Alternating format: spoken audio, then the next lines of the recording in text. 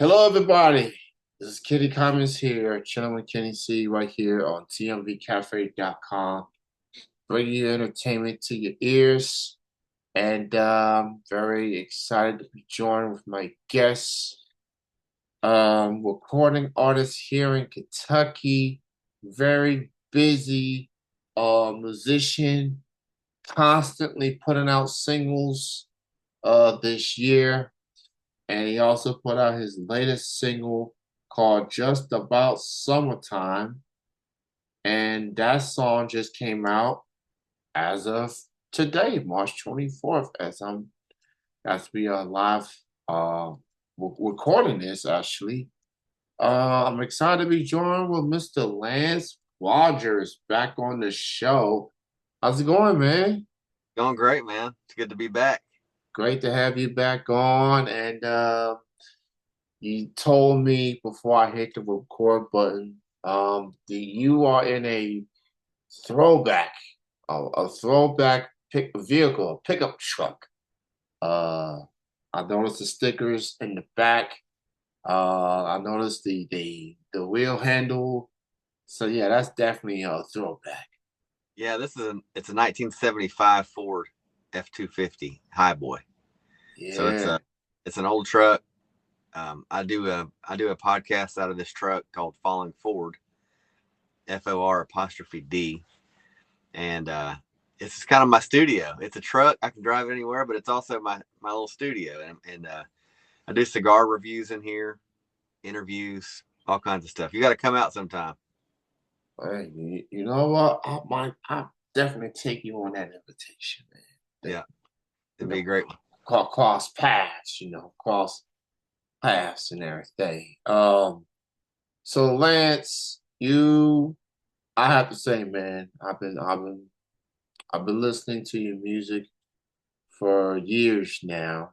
I've also have gotten to see you perform in person on a number of occasions.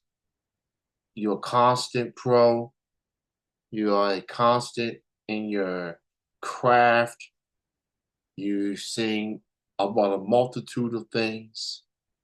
It's very heartfelt, um, passionate on a lot of things, and I can always count on you to put out some music that people can feel, that people can relate, that people can nod their heads to, sing along. You are just so consistent with your music, and that is why I admire you. That's why I always tag you in these Music Monday posts because you always on the playlist, man. You always have music on display, and I want to give you props on that, man. So you have been very active these couple of months in 2026, man. How are you feeling about the songs that you put out thus far, including your recent release, the Summertime song? How are you feeling about your recent music overall? Well, first of all, thanks, man. I really appreciate that, and I appreciate you listening and being one of those guys that puts the music out there and talks about it. Um, I'm feeling pretty good, man. Like this year in particular, I've just been putting a lot of stuff out that I've been sitting on for a while. I've had on my phone, just sitting there. I've written quite a few new songs, and I was in the studio the end of last year, in the fall. I was in the studio out in West Virginia with Zach McCord, and we recorded 5 or 6 new songs, which are also on the way out. I will be dropping those starting Friday. Friday is the first one of those songs that's coming out, and it's also entitled "Just About Summertime." The one that the one that went live today was a phone recording I did um, using an Audio microphone, and I did a quick mix on it at the house, and then just uploaded it. But it's an alternate version of the song that's coming out Friday. So, I've speaking of the little Audigo microphone that I bought, it's given me some flexibility to release songs that I just don't, I'm kind of testing the waters with, like almost like demos. When you record a demo, it's kind of like a test, see how the song's going to sound, how's it going to affect people. And I just decided to start putting a lot of those out. And I started a record label this year called Dead Americana Records, which I'm releasing all my songs through now, and just trying some new things and just seeing how it goes. That's good, man. Obviously, summertime, we're months away from that. But with artists like yourself, every musician that I know always had these summer songs in handy. Especially in the months leading up to summer, just to get the feel for it. So you got your alternative version with the summertime song out as of today, and you having a whole different version coming out this Friday. So everybody be on the lookout for that. Um, not many artists are constant putting out songs the way that Lance does. So when he puts out these songs, just enjoy it. He's very gracious. He's got a lot to talk about. He's got a lot to express. That's the beauty of music, is this to express. And summertime song, you definitely express on that one. I definitely enjoy it. It's just the fact that we making it past winter now. We're getting into the 60s and 70 degrees, and then it'll be 80s and 90s. Anyone that's lived in Kentucky, like you and I have, knows how complicated the weather is, how bipolar, as I like to say, bipolar. Yeah. It could be 67 degrees one day, and it'll be like 30, 40 degrees the following day. Yeah. Um, and I'm just putting it out there for those that's visiting Kentucky or on the verge of visiting Kentucky around this time of the year. Just be prepared. Just bring a long coat with you, a hoodie just in case, because Kentucky weather is not consistent. Yeah, there's no way to know. I mean, even when you get a forecast, it can still be completely different. Yeah, Yeah. like I wish I had a weather person's job, so I can just tell y'all what's gonna happen, and then it doesn't happen. They don't get paid to be right. They just get paid to say, "Hey, here's what's coming. Brace yourself." And what happens after that, it's not my fault. I'm just giving you information. Right. There's not a whole lot of other careers that are kind of like let you mess up that much. Yeah, Like yeah, weather forecasters mess up quite a bit. yeah. And even with all the technology we have now, like they have all this extra radar that they didn't have years ago. Um, but Yeah, yeah, the just about summertime, man. yeah. It just turned springtime here, so we got a few more months till summer. But Hmm. this song in particular, the alternate version, it's a very dark sounding song, and it's about a dark subject matter. It was a guy that kills somebody and puts him in the trunk, and he's got a girlfriend, and they're driving somewhere to dump the body. So it's a very dark song, and I wanted to release this one because Friday, it's the same lyrics in the song, but it's a completely different feel. It's up tempo. It's a bluegrassy sounding song.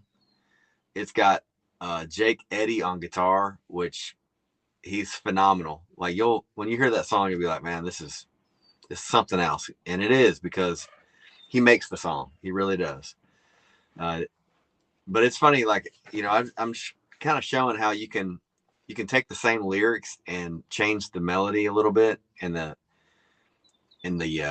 the overall temperature of the song. You can change it and have something completely different. And I'm curious. Not a whole lot of people have played the song today. I think it was released at midnight, and up to this point, there's like under 40 people that have listened to it, which is terrible. Like, it's the worst release I've ever had on a song. But I think that on Friday, the main version of Just About Summertime will be a hit. I think it's going to be well received. I think the numbers on that one are going to be really good, and I think they're going to pull the people want to hear the alternate version and just compare the two. So We'll see, man. But there's no guarantees. Just like a weather forecaster, it's just the same. It's the same thing, man. Like, you can put a song out and say, "Oh, here's it's coming. Prepare brace yourself." Mm-hmm. And then all of a sudden, there is nothing there. Yeah. And then on the flip side of that, you can put a song out and you don't think it's going to do anything, and then boom, it's big numbers. Just like that one winter when I think it was Bill Meck, he predicted like a couple inches of snow, ended up getting 17. And so that's what I'm hoping will happen. That's what I'm hoping will happen with Just About Summertime. Definitely looking forward to your second version of the song. I personally enjoy the alternative version. Different side from what people are accustomed to. For those that's been listening to your music throughout the years. You mentioned that you now have your very own record label, and all your music is going to be released through that record label. Obviously, when you are an independent artist like yourself, all this music is coming from you. Um, and what was it like to pull out this? Not only not you got your own music, but you now have your own record label. You are your own boss, pretty much. You call the shots, pretty much. So, what was it like putting together this record label? I had the goal of creating a record label just because I wanted to make, number one, I wanted to get the publishing side of my releases. So when you release a song, you upload it to your distributor, they distribute it, they collect the royalties. You collect royalties as an artist, the mechanical side of things, and then you get there's also the publishing side of things. So I own all my masters anyway, but I wanted the record label to officially take care of that for me. So I signed myself to a record deal through my own record label. So I'm collecting 100% of the royalties now instead of just instead of just half. So there's different ways to do it. But the reason I wanted to do that too is that I want to be in a position one day to offer people record deals. And I want to make it an ethical record deal. Like, I think a lot of the deals people take these days are terrible. Where a record label owns your masters, they tell you what to do. They give you an allowance, and they hope that the record makes money. And if it doesn't make money, then guess who has to pay it back? The artist. So I wanted to build something to where it's not quite a nonprofit, right? I want to be able to make it, a little bit of money off of it, but I want it to be to where the advantage is in the artist's favor instead of the opposite. In today's world, a typical record deal might be an 80-20. So where the artist gets 20%, the record label gets 80, and it's like that forever. And there's all kinds of different ways to manage it, a contract and all that. But long story short, I really wanted to create something that was going to benefit artists and put people in a position to where they're not, strapped all the time. They're not losing their masters. They're not relinquishing any of their own personal rights. I want them to have them. But I'm working right now with a studio to where we can offer artists very discounted rates on getting in the studio and cutting a great song or an EP or a full album. We have different session players that we can bring in to, that's very reasonably priced. And that's what I want to do, man. I want to offer them a good quality product, not a whole lot of strings attached, and just give them that deal they're looking for. And I'm not I'm not close to that point right now where I can do that per se, to where I could make it make sense monetarily for them. But I have that dream to do it, and that's where it starts. And I took the initiative I went ahead and got the LLC all lined out, get the website. John Swanson helped me set up a website, so that we're gonna work on that a little bit together coming up soon. And I don't know, man. I don't know. There's a lot of things that I've done this year that I don't really know what I'm doing, but I'm learning as I go. And so, part of that is the producer role. Like I've been a co-producer on a couple EPs, uh, Dalton Daly's EP, and then Will Finley Smith. Both of those are young kids that are coming up, getting some attention, and I co-produced both of their EPs. So I think it's going to be something that I'm building on, and something that I want to get better at. And I want Dead Americana Records to stand the test of time and be something that we can all be proud of and be like, man, I was glad I was a part of that, because they gave me my first deal, and I still own all my masters, you know. So that's another thing, is when you have a lot of friends that are in the music industry, and you hear some of those deals that have been, accepted, you're like, man, it's nice to get offered one, and it's nice to it's a good feeling, but it can also create some big regrets one day when you do have some hit songs, and you're not making the money from it. It's somebody else. So, but that's what I've been up to, man. Just releasing a bunch of music and building some more things. That's very good to hear. A lot of good perspective on the whole process of having a label.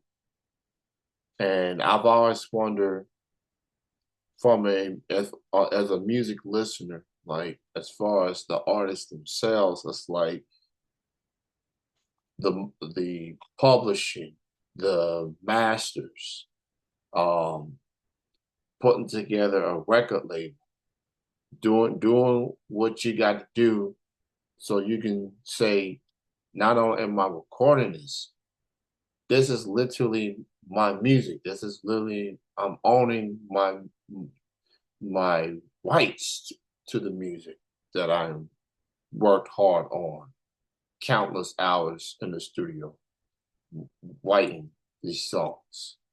And as far as, publishing, masters, that's going to be a lot of musicians that's on the independent route, and they're trying to, they look at this as okay, all I gotta do is just do music and that's it. When it's basically more than that. It's more than that. There's so much to learn.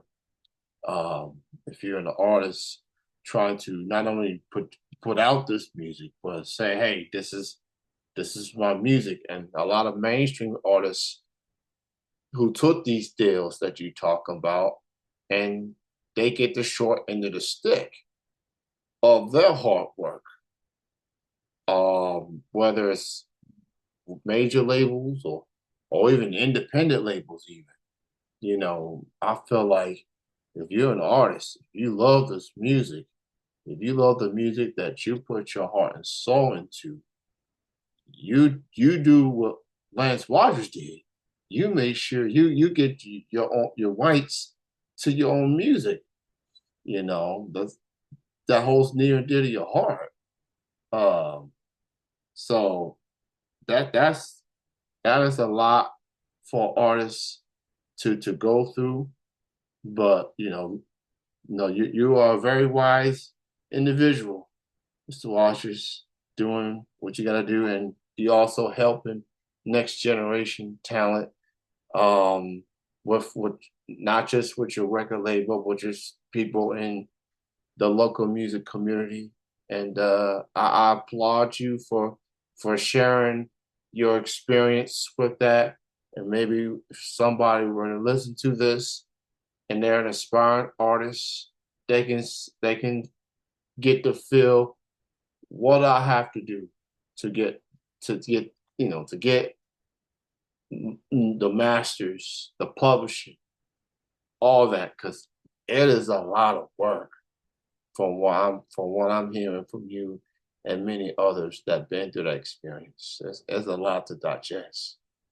Yeah, and it's like creating art, creating the music and putting the songs out there is the easy part as far as, like what I'm doing right now. I could record a song in my bedroom tonight and have it uploaded on DistroKid and released in 24 hours. Like that's what I can do. Uh, now the thing that's different though is like when you, as an artist, you all of a sudden you start getting some traction and you get some attention. You have people reaching out, offering you deals and things like that. Um, Typically, what I've always heard from artists is like, man, don't ever take your first deal, and it's usually pretty bad. And what that tells me is there's a lot of people out there that are aggressively just trying to make money off of your songs. And if you're just as aggressive with your own songs and your own rights, then sometimes sometimes the best deal is no deal. Just hang on, hold your cards, and wait till the right moment. The thing that a lot of artists do is they think, man, this is my only shot. If I don't do it right now, it's going to pass me by. And so they take a bad deal. The thing I want to try to do at some point in the future with this is just to be able to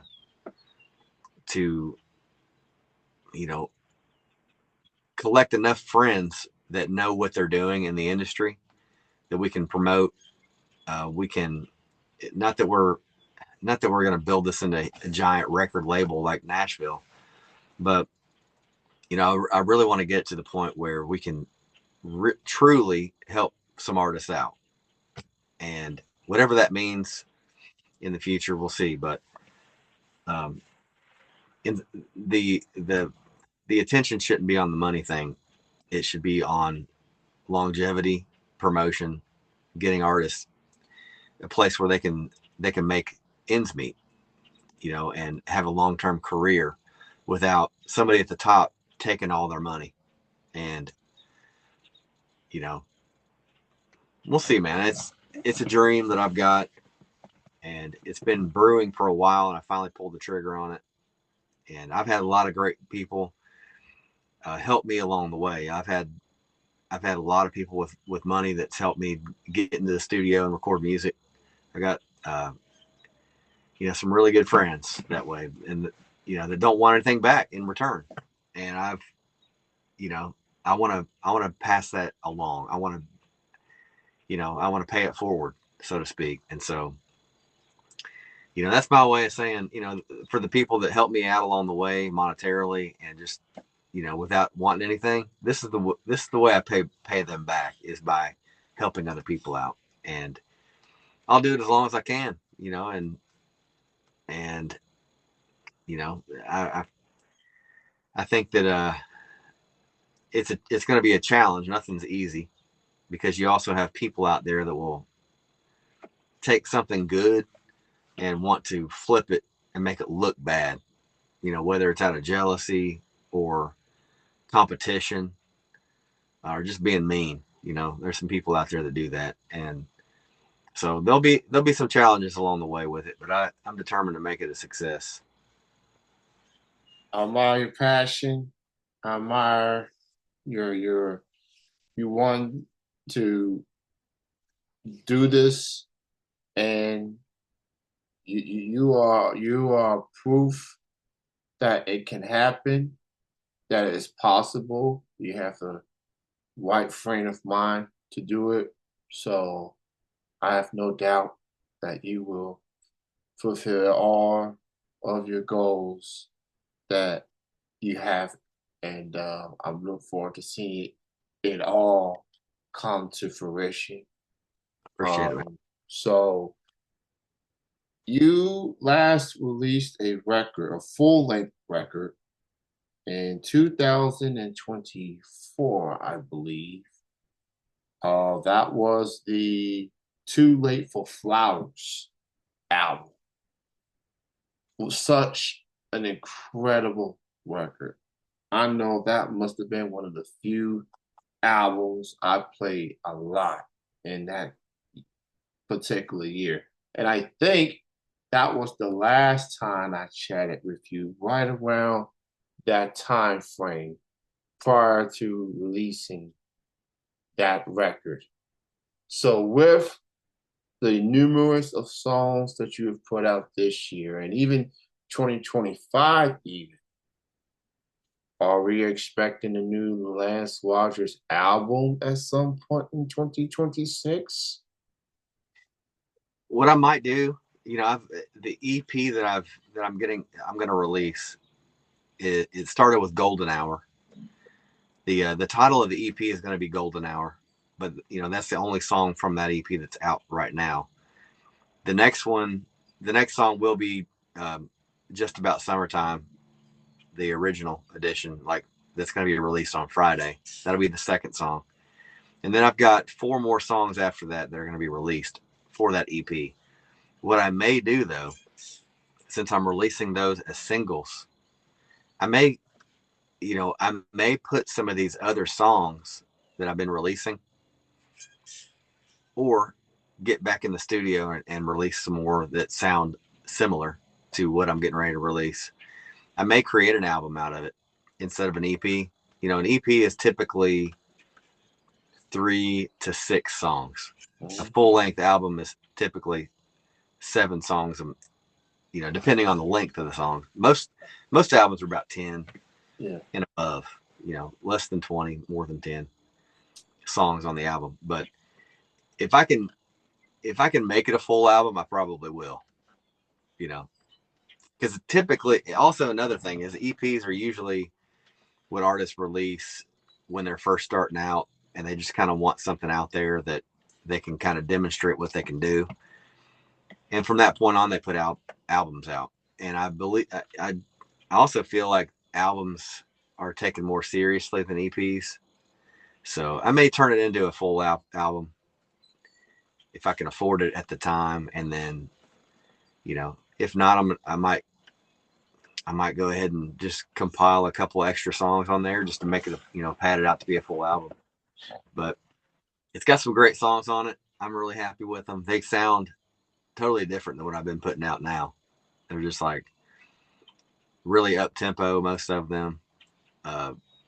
Zach did a great job producing them, and got some. I mean, a couple of the songs, I'm like, man, this is basically rock and roll right here. Like it's a rock song, and so kind of switching gears, man, back and forth.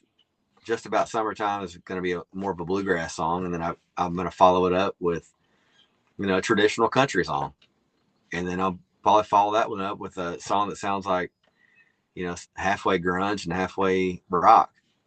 So keeping people on their toes, man. Oh yeah, yes you do, man. You got the. I think you got the smoothie approach, man. You saying, I got country over here, I got blues over here, I got bluegrass, I got Americana. I might bringing some folk music in here. You got the smoothie approach going on, man. You're giving all types of flavor. Just a Uh, little bit here and there, man. yeah, yeah. So, and my last question before I let you go, um, not only are you busy in the studio, you busy on the road as well. You got some shows, man. Where can people find you next on your shows as you are putting the finishing touches on the EP and so forth? Where can people find you on the road? I I don't have a whole lot of shows right now. To be honest, man, I really I do have a couple of little things here and there that are coming up. I'll be posting about those, and I can't even remember right off the top of my head where I'm going to be. I know that I'm going to make a run uh, in the summertime, early summer. I'm heading back up to um, Wisconsin and Illinois up that way. I'll probably end up back over in the UK in around November sometime. And then in the short term, I just signed on with Tim Brandstetter Music Management, and he's getting me some shows. He's got a couple that I've got coming up. One of them is with Dalton Daly and Will Finley Smith. I'm just going to be doing a handful of songs on that show, and we're opening up for, you know, like I just need to double check, but I believe it's a guitar player from Little Texas that is a singer songwriter now, Mm-hmm. but don't quote me on that. Okay. I gotta verify that, but Gotcha. yeah, that's going to be, I think, at Chenault Vineyards down in Richmond. But yeah, be looking for a post with my schedule coming up. There's not a whole lot on it, but hopefully I'll get it padded back out. I know July 25th I'm going to be playing with some other artists out at Gatton Park, downtown Lexington, Kentucky. The new amphitheater they built down there. It's a Flood with Love music festival on July 25th. So that's a really cool one. I'm looking forward to that. Yeah, Lexington, man, they getting busy with some of these new places. I know they got I didn't know about that venue until you brought it up. The only one I know of is a place called The Whale. And it's from the same people that puts out the Wellbirth Festival. So they are debuting a new I guess a amphitheater or something. Not an amphitheater, maybe a venue similar to Manchester Music Hall, something like that. It's Yeah, I Rail think is good, man. yeah, it's at the Leestown area. Yeah, That's gonna be opening in the fall of this year. So I'm very intrigued to see what they have, who they're gonna have coming to that venue. So I'm very excited about that. So it's gonna be great, man. uh, thank you so much, Lance, for your time. Congrats on the label. Congrats on everything. Looking forward to seeing you. This new entire body of work, whether it's an EP or an album, it's gonna be an incredible body of work nonetheless. And I'll be playing music, and I'll be tagging you I on these appreciate it. posts. Um, Thank you so much, man. Enjoy your spring week and enjoy your year. Enjoy your year, man. Thank you so much for your time. Yeah, I appreciate you, Kenny, and everything you're doing, man, and getting the word out. And I look forward to seeing you. We usually run into each other at a music venue somewhere in Lexington. Yeah, whether it's the borough or whether it's Manchester or even Richmond from time to time. I'll be at that venue at Richmond from time to time. You have a good night, man. Take it easy, man. You too. We'll see you. All right. Bye.